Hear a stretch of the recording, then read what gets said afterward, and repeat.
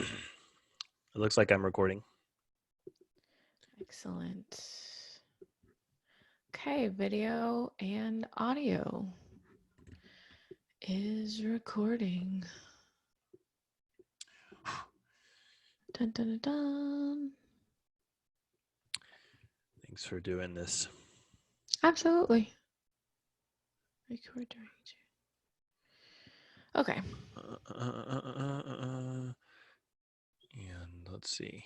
Where do I go from here? Where do we go from here?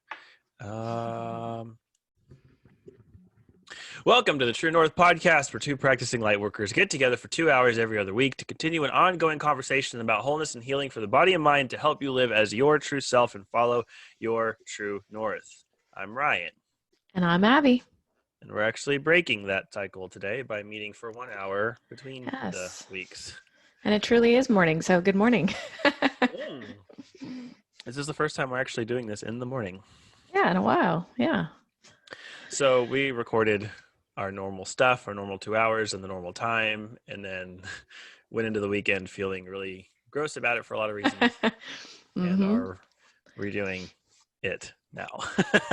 Yes. Not that what we said cannot be shared, just maybe not shared in this moment.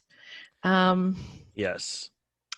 Yeah, we're both still trying to process through things. So well, it's tricky because we like to get real and vulnerable and honest, and sometimes that can venture into talking about our personal lives, which it often does, but then that could venture into talking about the personal lives of other people who are in our lives. And it's ironic how we started out by talking about how to be careful about not telling other people's stories, right? And then we spent the second half of that episode basically telling other people's stories.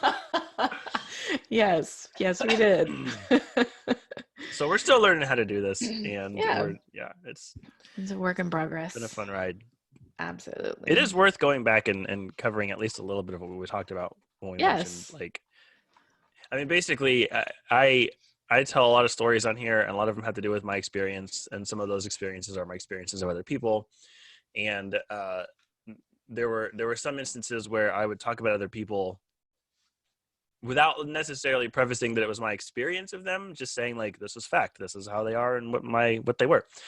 And so I just that was brought to my attention by one of our listeners, and I wanted to kind of just clarify that when I do talk about other people, I need to be better about making sure that I'm speaking about my experience of them, and not I need to leave room for the possibility that if you ever actually to go talk to the people that I reference on this podcast, you might get a different take of who they are or what the story is, Yes. And didn't I challenge you on that just a little bit though? Does that mean that we now have to preface every story we ever share with, this is my experience? You did challenge me on that a lot.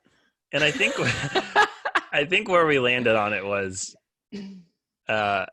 you tend to listen as though it's assumed that I'm sharing my experience of a person. Even if I use very objective, absolute language about a person, you will then do the work of saying internally, okay, this is Ryan's experience of that person. And that's a good place to be. That's where I think the best place is to be. But my fear was that our listeners wouldn't make that jump so readily. And so it's kind of it's both and. I don't want to be in everyone's business and have to caveat everything I say all the time, because then you end up just, talking about the thing instead of just saying the thing, But I think, I don't know what I think. I feel like I would love to just have a blanket understanding amongst you and our listeners that when I talk about other people, it's understood that I'm talking about my experience of them. And that I don't presume necessarily that the things I say are objectively, factually accurate or even complete, but they are just my experience. So let's define, because I don't know if we made this very clear last week. And,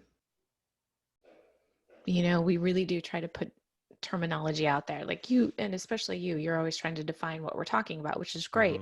So what does telling other people's stories mean versus sharing your own experience? Like, what do you feel that you did that shared someone else's story instead of your own?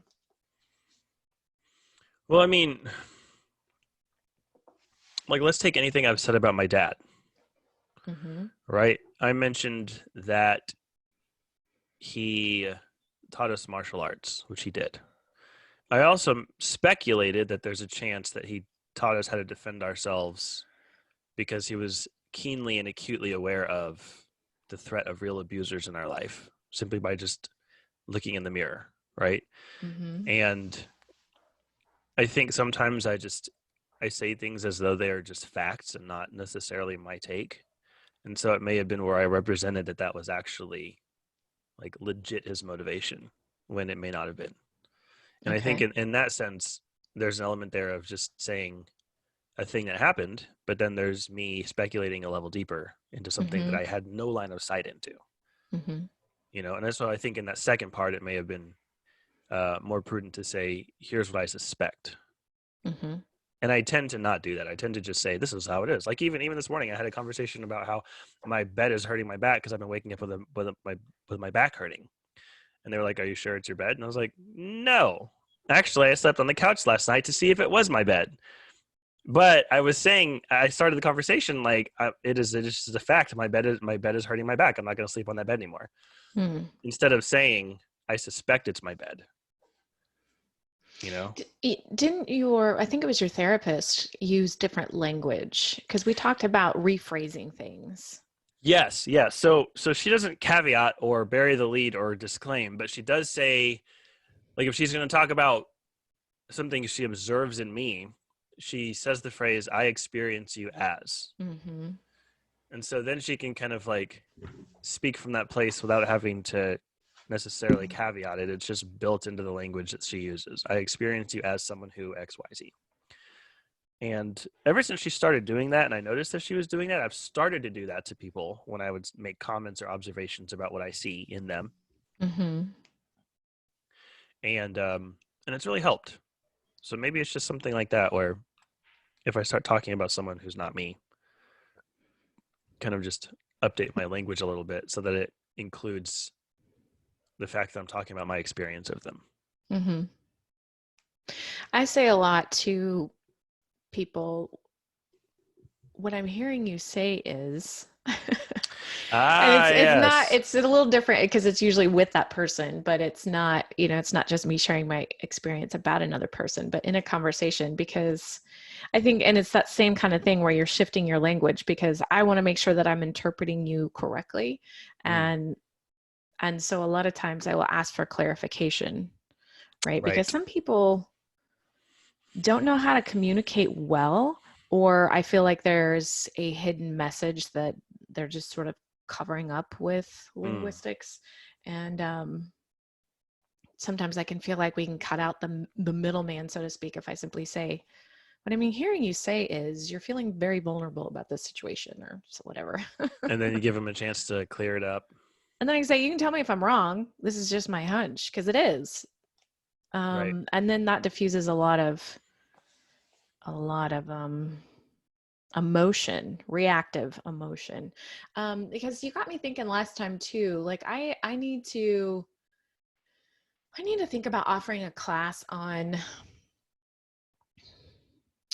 peaceful conflict, or how to have conflict, how to have conversations. Because sometimes I think if you can use that kind of language, I experience you as, or what I'm hearing you say is because you're meeting that person where they are, but yet you're also saying how you feel. Like when you say this is what I'm thinking you're saying to me.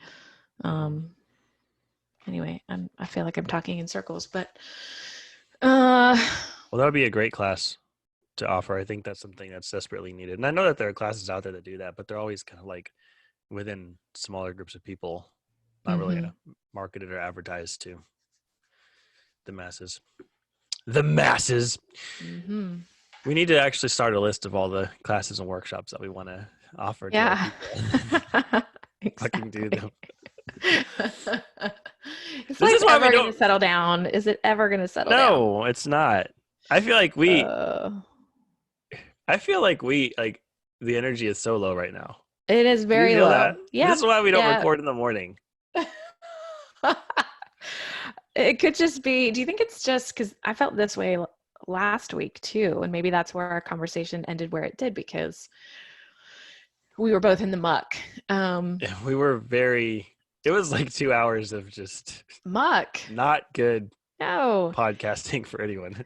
Well, and I think I even mentioned that in a box later on. It's like usually one of us can be in the muck and the other person isn't. And so it does Right. make for a good conversation because there's something to offer, some insight or a way to walk you out of it. But we were both in the muck. There was nothing to offer.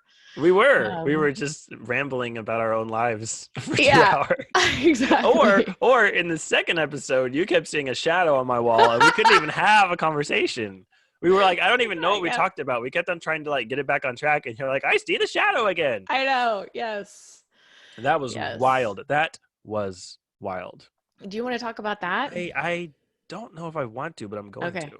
Okay. It was okay, so I was in Bricks's other room. Bricks has two rooms. Like the one that I'm in now used to be the nursery when he was a baby, and then the other one was his playroom, and now he's sleeping in his playroom. I was in the other one, and we were just talking. I literally don't know what we were talking about, but you kept on saying, I don't know. I see a shadow on the wall behind you, and it's moving, and it looks like a man. Uh-huh. And one of our patrons went to go see a psychic and medium who will hopefully come on our show soon. Mm-hmm. And this person told our patron that she also has the same gifts and that she just needs to learn how to cultivate it. And she's really been like working on, oh, this makes my whole entire life make sense. You know, she's always seen things, she just didn't know what to do about it or how to interpret it into a meaningful experience. And so she's really kind of like dove off the deep end in exploring mediumhood, her mediumship. Mm-hmm. And so in the middle of our episode, I called her and I was like, hey, who is this shadow right behind me on the wall? Tell me now. Yeah. And so that would have been our first podcast interview if we had decided to air that episode. But eventually she gave me the name Robert, which is the name of my mother's father who died earlier this year. Hmm. And the funny thing is that when I got the text, because she didn't pull anything up immediately, she's been using Scrabble tiles. She'll like ask the question, pull out a bunch of random Scrabble tiles from a bag, spread them all out, and just go with the first word she sees. That's like her method that she's doing right now. And so she texted me and said, Robert. And when I picked up the phone and looked at the text, you were saying that the shadow, which was just zooming by on the wall, stopped right behind me and was frozen. Yep. And from then on, Abby, for like 3 fucking days, I was just in a trance. Like I was just floating through life. It put me in a weird place.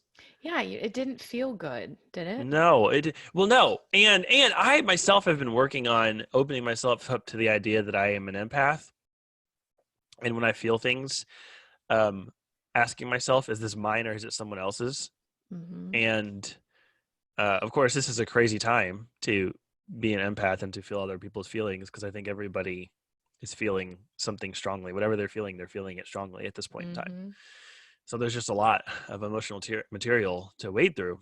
And ever since I really had a conversation with my body and I was like, okay, I'm opening up to the idea that you may be carrying other people's loads and that might be a thing.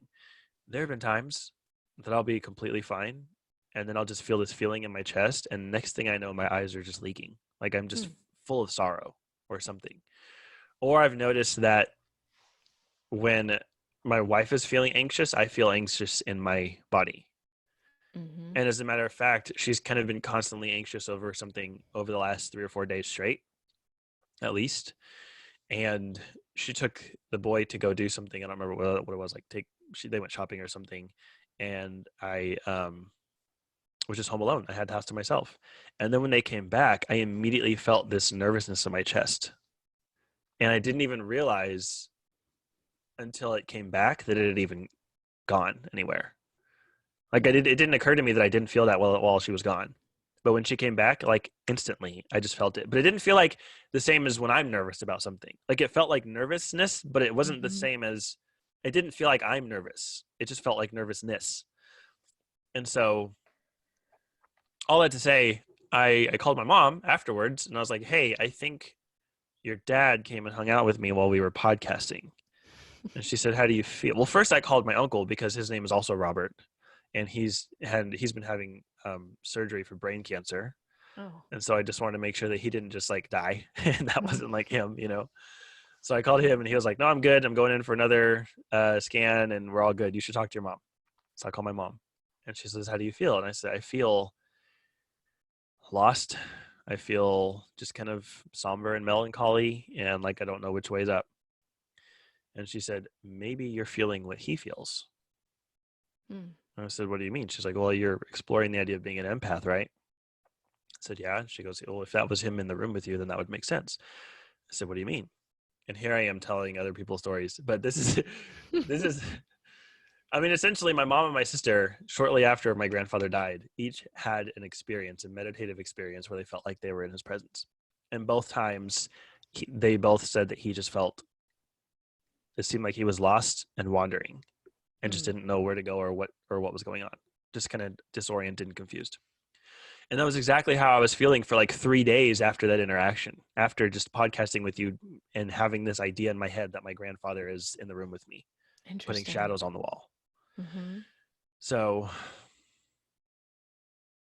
I don't know that I feel that way anymore, but I woke up Monday with a screaming headache and hangover, ridiculous allergies.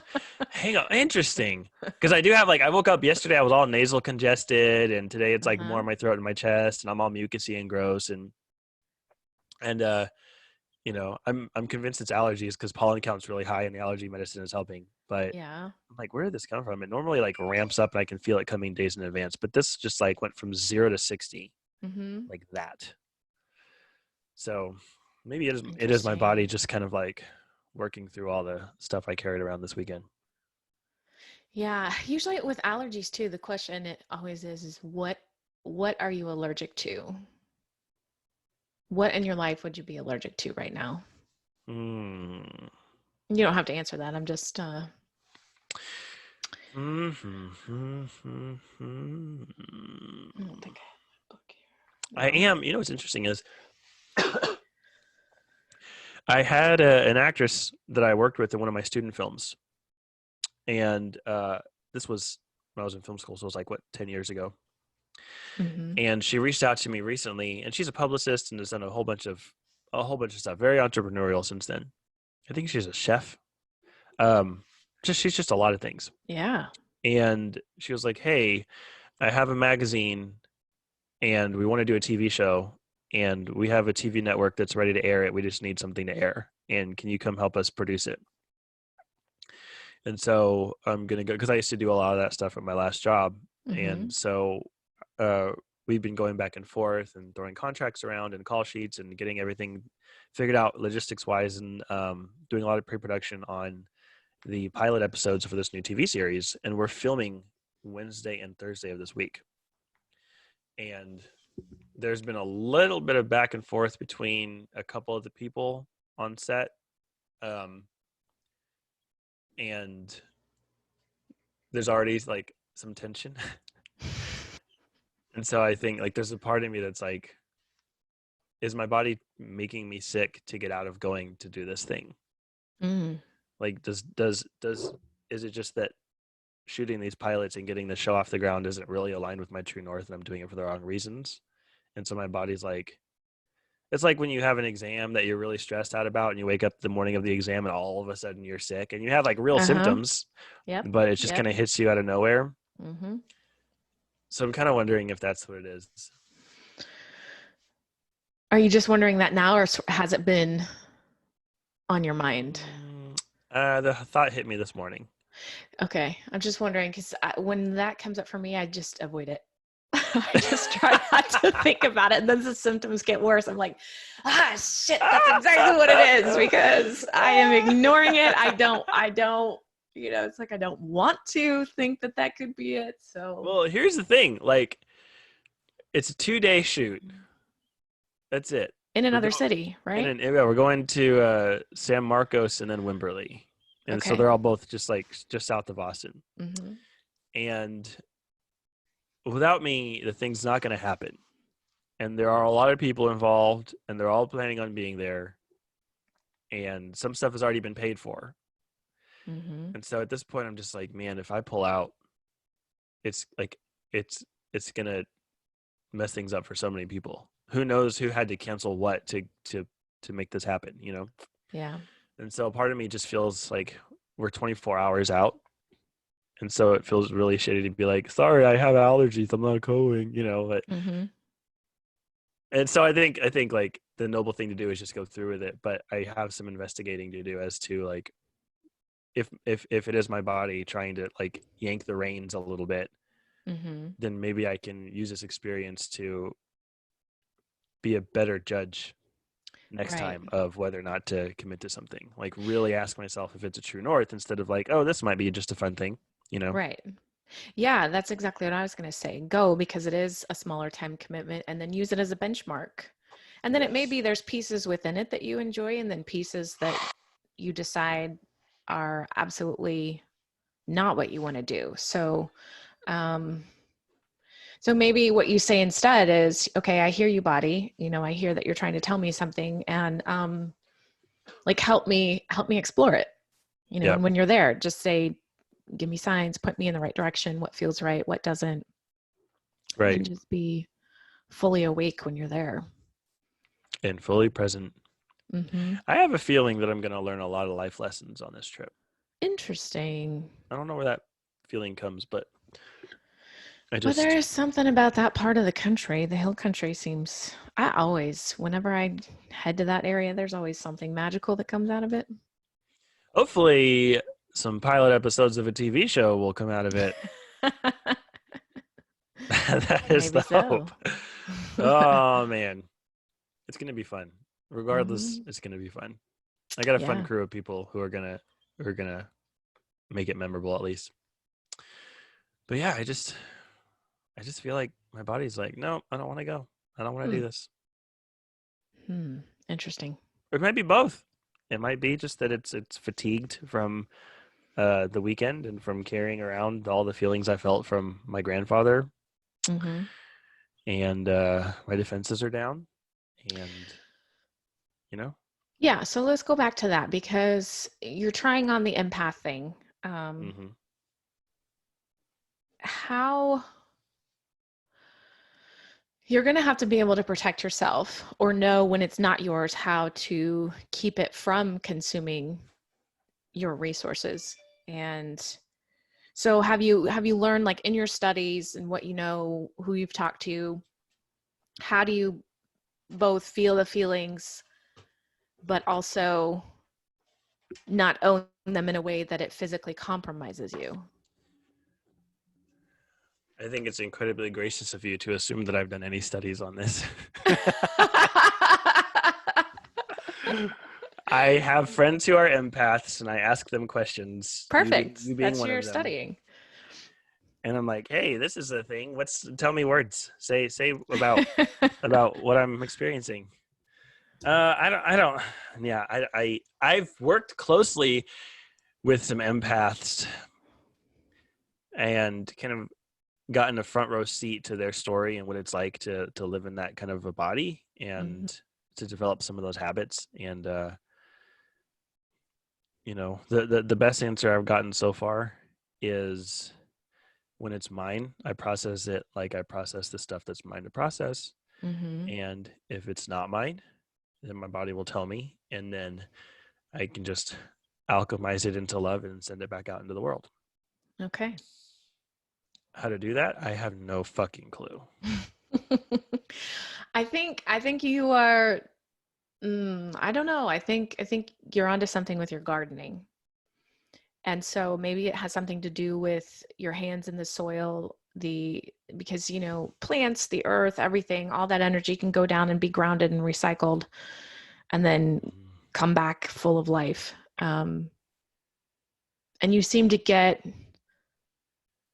you're getting a lot of joy, peace, and comfort out of gardening. And so I Mhm. wonder if it's just a matter of going to put your feet in the earth, going to put your hands in the earth, not just the actual gardening itself, but just like maybe that's the direction it's pointing you, and that it has something to do with dirt. You know what's interesting that you're Mm. saying? I there was I okay, so I'm learning about these plants. I've got these vines, I've got my cucumbers, and they're not producing very well anymore. And I looked it up, and it's because the female flowers and the male flowers need pollinators to actually, connect the Mm-hmm. dots. Mm-hmm. How do you get pollinators? Well, you plant flowers that they're attracted to. So I took Yeah. one chunk of flowers and I uprooted it from the flower bed and I put it in next to my vines, and the next day it was dead. Bless you. Trying to hold it. I did not want to. Okay, sorry. I had friends who, growing up, this whole family of like 7 kids, every time they would sneeze, they would plug their nose, and it was like like Oh, that. And I'm just yeah. like, you're gonna bust your eardrums or Yeah. pop an eye out or something. You need My to. son does that. Yeah. I've Gotta never stop ever that. done that because I'm afraid my head's gonna explode. Mm-hmm. I can't. I don't know how someone can do that. Okay. Um. So then I moved another flower over, and it's alive. But I just realized like how temperamental these things are. And Mm-hmm. so then we had another flower that died, and so there was a flower that was, or a flowering plant thing that was pretty close to the vines. So I kind of moved it over to where the one that had died was. I just moved it over a couple of feet, and it started wilting the next day. And I remember looking at it and thinking like, no, you're not going to die on me. And so I did energy work on this plant. Mm-hmm. and and I started like trying to do with it what I did with my cat, like just open up a bridge and say, what do you need from me? Mm-hmm. And the idea that I got was, put your hands in the dirt. Oh. Yeah. And so I had my hands Oh. on either side of it the way I do with a human, trying to just like, Uh-huh. put some energy in there. And she was like, no, put your hands in the dirt. And so I put my fingertips in the dirt, and then I got the message, no, farther. And so I put it in farther, and no, farther. And I was like up to my wrists Uh-huh. in the That's dirt. what I envisioned. And Yes. I had my Uh-huh. energy going, and in the dirt my hands were buzzing. Uh-huh.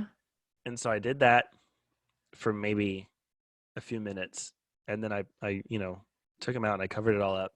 And then the next morning I went out, and she was still droopy but not quite as droopy. And so I've been doing Mm-hmm. that every morning. And it's one of those plants, I don't remember what it's called. Glenda has told me 1,000 times what this plant is called. It's celosia. And I Okay. know, okay, it's celosia because every time she says that, I say, no, it's celosia. Oh, because she's been watching Harry Potter. But it's like, it all stands up very tall and straight, and it's all very stiff and pointy upwards. Mm-hmm. And so when it's wilty, it's all just kind of like, it kind of lays down. And so it's Sure. starting to like close up and point upwards again. Okay. But I had to ask that plant, what do you want? And it told me, just stick your hands in the dirt, like really, Mm-hmm. really, really, really deep in there. Mm. Yeah, because when I said put your feet in the earth, my picture, like in my mind, is you are like in this trough of dirt and you're in it up to your ankles. Like I'm not just like stand on the grass or stand on the dirt. Like you're in like the earth. you are in the earth. Yeah. Oh Yeah. man, I'm totally gonna Those do are the that. things I don't always say out loud Go because it's stick your weird. feet in the earth. No, like really up to your ankles. To your ankles. Stand in a trough of dirt. Yep. Yep. Yep. There's a trough. I have 34 sprouts from my cucumber. That one cucumber that I was drinking the cucumber water out of the other day, I took Mm-hmm. all the seeds I could and I put them in this new little planter, and it got 34 little sprouts. And this thing is like not nearly big enough to sustain all of those, if they're all supposed to get as big as the one that I have. And Mm-hmm. so I was like, I actually have another trough that I'm going to get for these plants specifically. So I think when I Mm-hmm. get it, I'm just going to fill it with dirt and stay in it for a while before Sounds good. planting, before moving all my little You know, cucumbers. this is a perfect analogy. I'm really loving this garden thing that we keep talking about because like it made me think of two things. The first thing is that there's a cycle for everything. Yeah. And a thing is born, a plant is born, it thrives, it produces, and then it dies off or it goes dormant. And I Mm-hmm. think like in your cucumbers, I'm thinking, okay, we are getting close to the end of the cycle, the end of the season here for cucumbers in Texas. It's starting to get too hot, and they just won't grow and do well in that heat. And not that you're doing this, but it made me think of how many times though do we try to just desperately keep a cycle going that's not meant to Right. go, right? There has to be like this death and rebirth, but we all are so afraid of the death part, and we Right. don't want to let it go. And then Yeah. the other thing you mentioned, when you repotted the Celosia. celosia, Celosia. Oh. exactly. That we humans do the same thing. Like when we go through major change, there's like this shock, right? There's a little bit of wilting that has to happen until you sort of reorient yourself. And then what tools do you have to kind of course correct and right the ship and get you back to growing? Because we do go through this constant change as well, where some changes are big, like with what's going on in our world right now, and some changes are barely felt. But nonetheless, when you are transplanted into a completely different pot, everything, your entire energetic system, your physical system, your emotional system is like, what the fuck is going on? As all this new stimuli is happening. You know what's funny is that was the third thing that I transplanted. And actually, no. There was another thing. We also have black beans growing in dirt, not soil, just dirt in our backyard. It's like dirt and then rocks. And then we thought they were just like vines or some kind of weed or something. And then we looked and there were little black beans. And so I thought, oh, I'm going to pot these. Every time I potted, I dug one up all the way, got the whole root, was super gentle, put it in some nice fertilized soil and watered it, and then it would die. And I kept thinking, I'm really bad at transplanting plants. And then I transplanted the celosia, and it wasn't even a different pot. It was just, it was in the same trough. I just moved it over like 18 inches just to make room for the cantaloupe vines. A fairly minor change, right? But a change. Yeah, but it wasn't like new soil or anything like that. And I didn't even like pick it up and move it. I just kind of like dug a trench and then slid this whole chunk of dirt over that I just assumed contained all of the roots. You know, I was really gentle with it and everything. And then when it started wilting, after watching 3 other plants just die from me transplanting, and I was like, no, you're going to live. You're going to fucking live. You don't get a choice. You're going to live. And I think that was a big part of it. Like every single morning when I'd go talk to the plants, because I still talk to the plants, I would just, it's like I said with the marigolds, I would just like, you're doing great. You're doing great. And y'all are going to die. Right. It's the exact opposite. I'm like, you're looking good. You're getting pollinated. Your cucumbers are huge. And also celosia, you're going to live. That's all I would say is just, you're going to live. And it's finally starting to like stand up straight again. And now I'm all, see, I told you so. And so there's something to be said for, you do go through a little bit of shock when you find yourself transplanted into a new life or a new understanding or a new way of being. But I think a key component there is just deciding that you're going to make it, deciding that you're going to strengthen up and figure out what this new thing looks like. Yes, but I will tell you, and I feel like many people are in the same position, but this is where I am right now. 2020 can fuck off. Like I am over 2020. And I am at the point where it's like this major change hit us with this pandemic, kind of changed our way of being immediately, with sort of no certainty in sight, because there's still too many unknowns. And so I go to my tools, you know, I did the 21-day stillness challenge with people. I continue to meditate, continue to talk to my guides, do my cards, find my certainty there, what I consider to be life-giving forces. And that sustained me for a really long time, but it took and it takes a lot of effort. because I don't always wake up and want to do that when I feel the heaviness, because the heaviness is heavier than that. Now I always feel good. It's like exercise. You know exactly how exercise makes you feel, or how eating good things, whole things makes you feel. But yet sometimes it's so easy just not to do it. And then my mother-in-law died. And then, you know, some other things in relationships happening behind the scenes for me. And then now my father-in-law's bladder cancer is back, and we're going through a major move, which is always stressful. You know, you just moved, like it's a lot of stress. Yeah. And then the overwhelm of like, how did I get to this place where I have so many physical possessions that mean nothing to me? So I have, like in the last few weeks, I have completely gotten away from my life-giving forces. I have not worked out in 2 weeks, Ryan. What? Yes.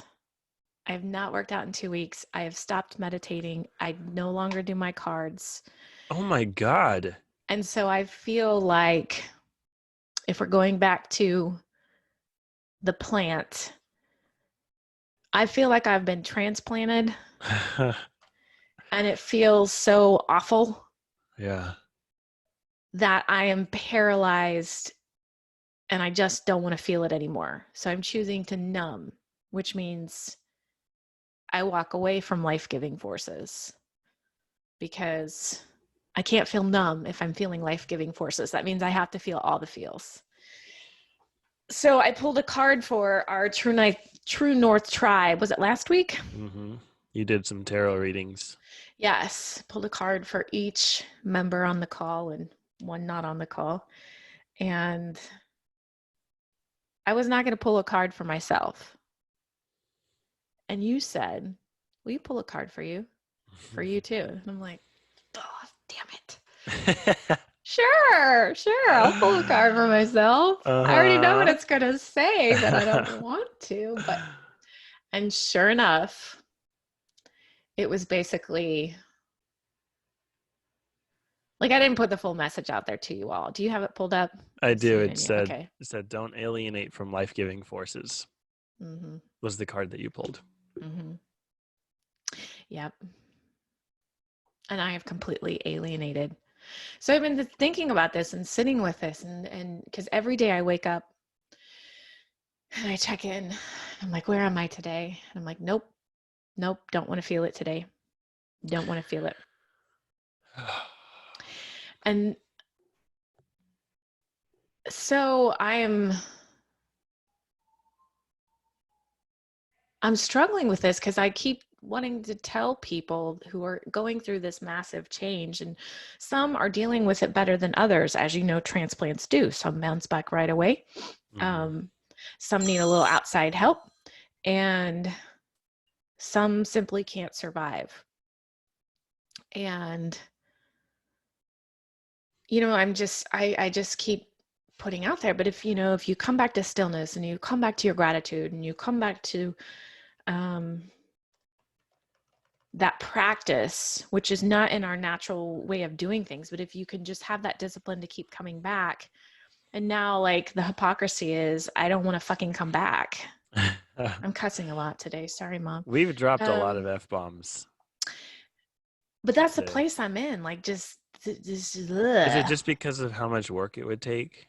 Is it like overdue library book syndrome, where like the longer you have it overdue, the bigger the fine is, and at some point you just would rather forget about it than just show up and pay the fine? I think that's where I am now. Like, oh, there's a whole lot of stuff to feel and it's just adding up. So let's just numb out another day. But you know that at some point you're going to have to feel it all. Well, there's a crash and burn coming.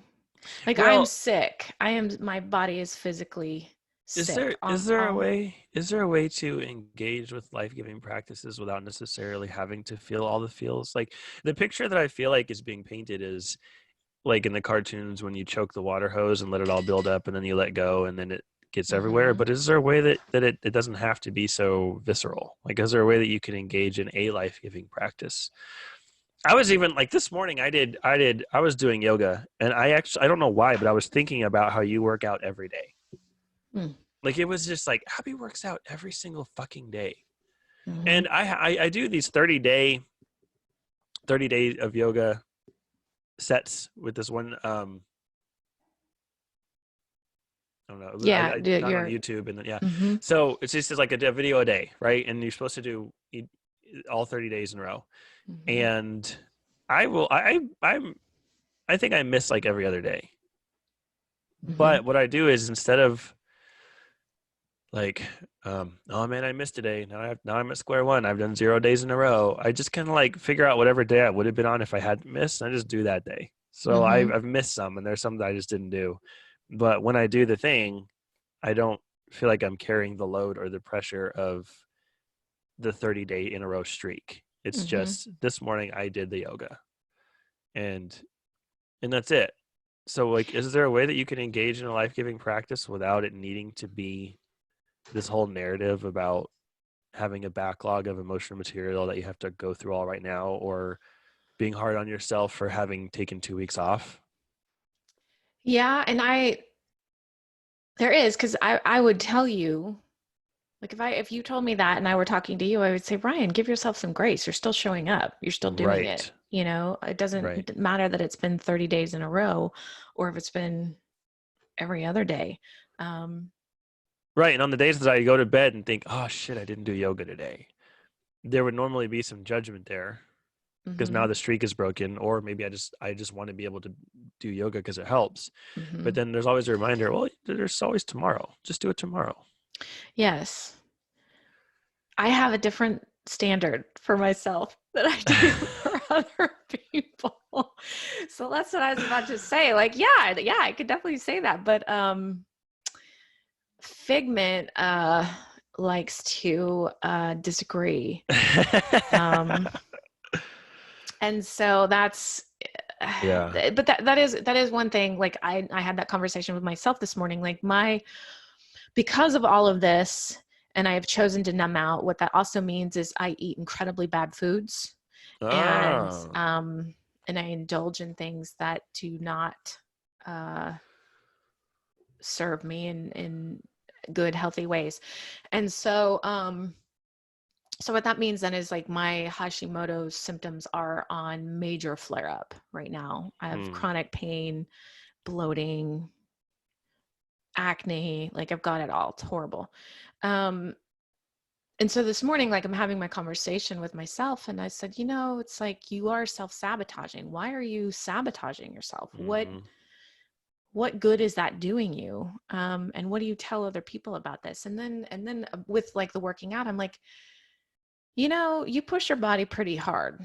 And I do. I push my body very hard. And so 2 weeks off in a year is not a bad thing.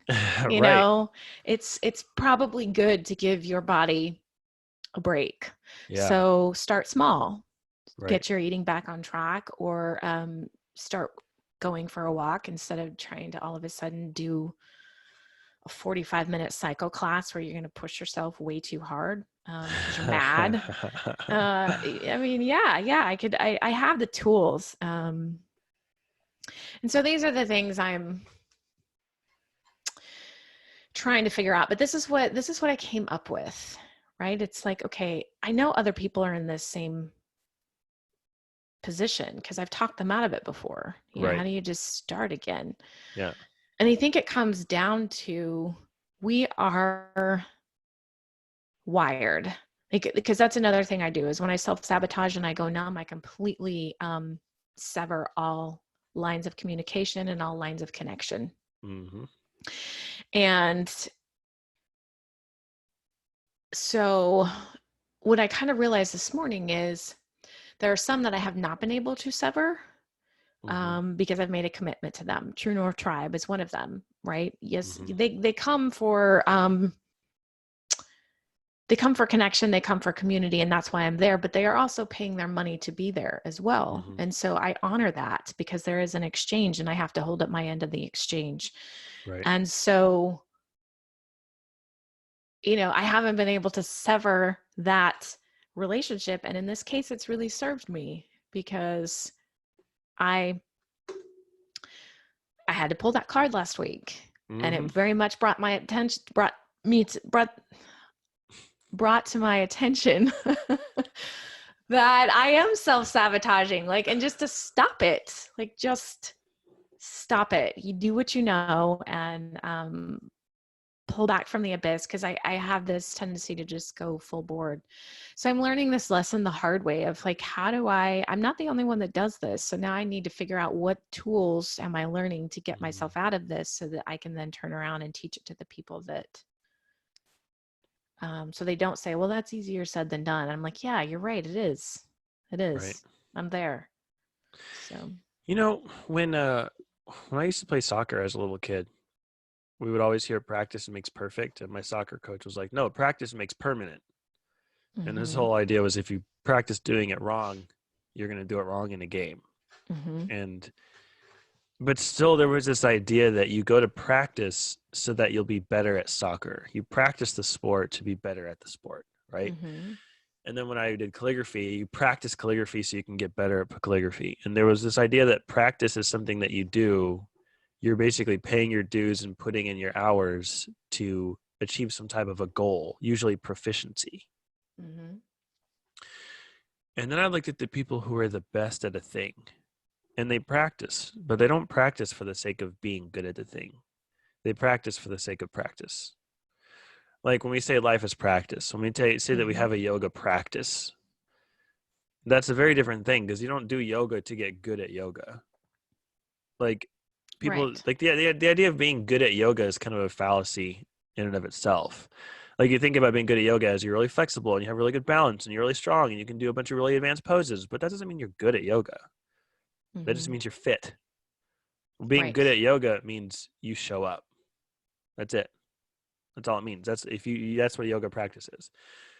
And so when it comes to things that are life-giving, I try to adopt this idea that the point of doing it is doing it.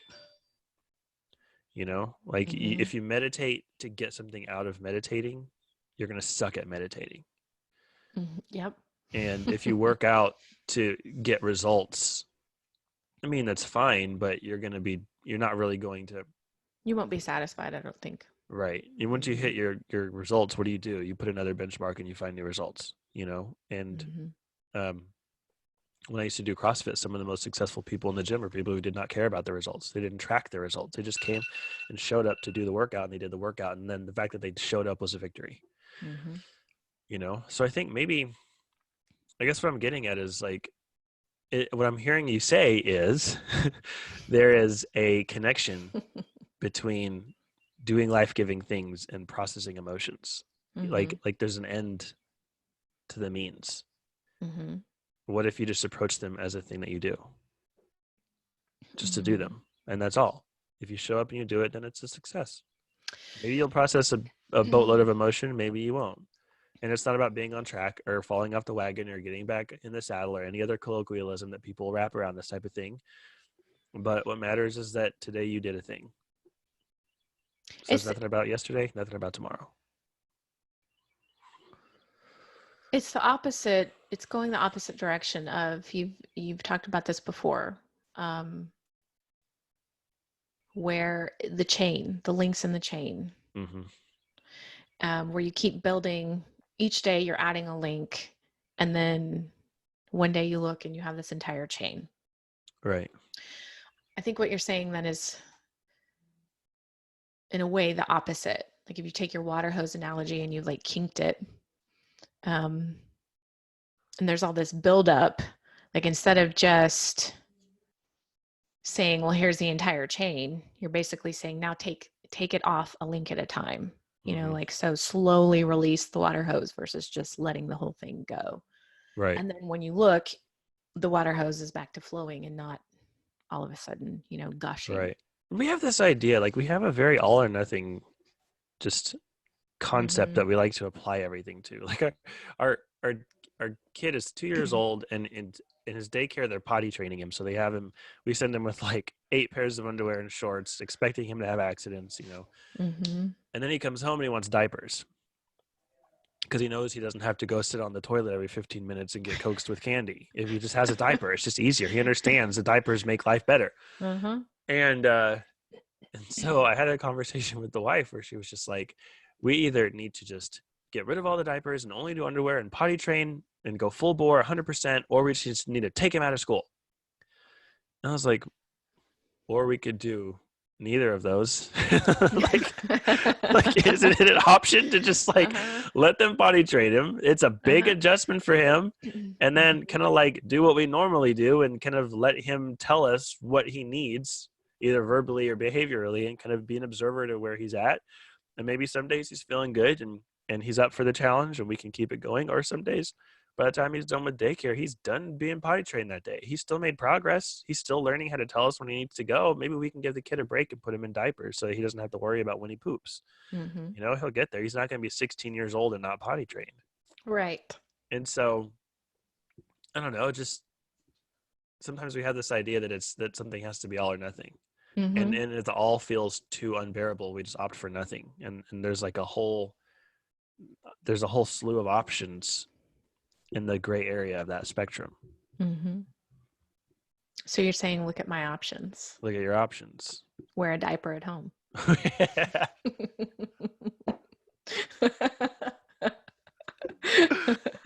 Talk to your cat and wear diapers and stick your hands and your feet in a trough of dirt.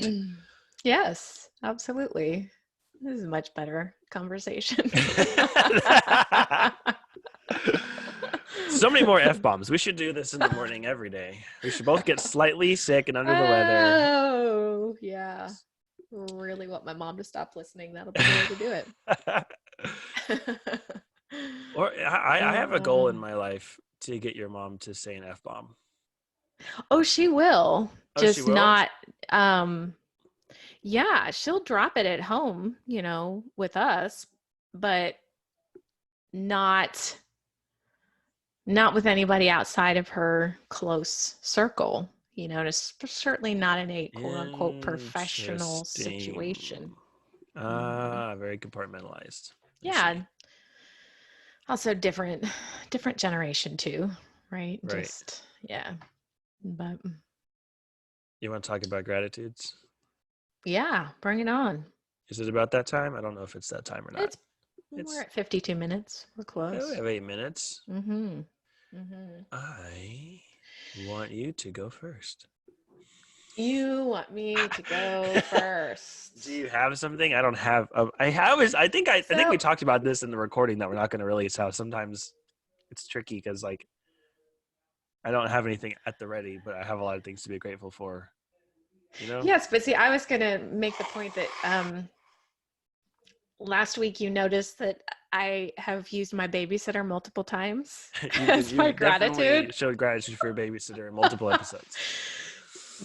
And here's why, like you called me out on it. I didn't realize I'm doing it is because that's one of those life-giving forces where I just have stopped paying attention to my gratitudes. And so then I come here and I'm like, shit, I need a gratitude. And it's like, that's the first thing I can think of is my babysitter. So today I'm going to fully honor this practice and give you a real one. Do you need to think about it for a second? There actually are many. Sometimes I feel though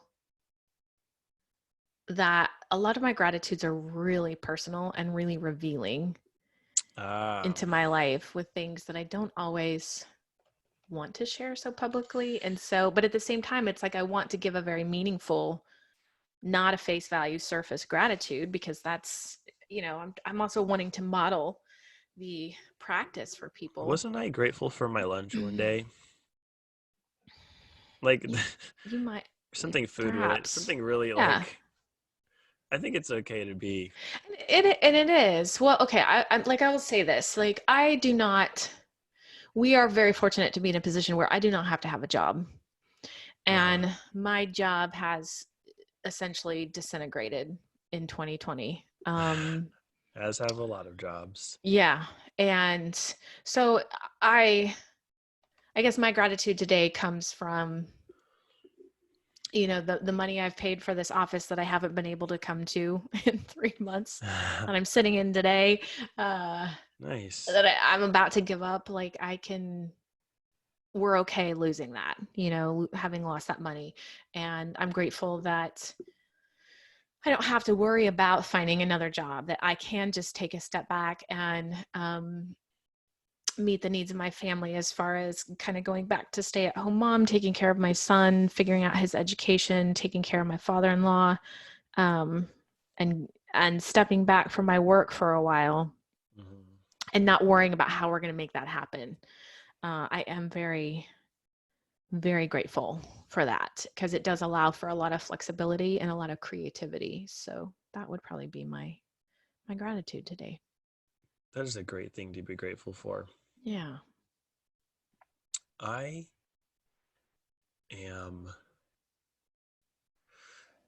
said this in the one that we are choosing not to release, so I'm going to say it again. I'm grateful for Kristi Fitzgerald.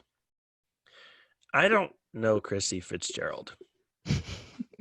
I posted a bunch of stuff for sale on the Facebook Marketplace, and I think about 80% of the responses I got were people just telling me that my posts were hilarious. They weren't in town. They didn't have money. They were not interested in the millions of chairs that we were trying to sell, but they just wanted to say, hey, that was really funny. One such person was Kristi Fitzgerald. We have one mutual friend in common, but that doesn't really count because this person is literally friends with everyone. So Kristi and I commented on one of the ads that I posted and riffed a little bit, and we're kind of witty and bantery and everything. And then she sent me a friend request, and I accepted it.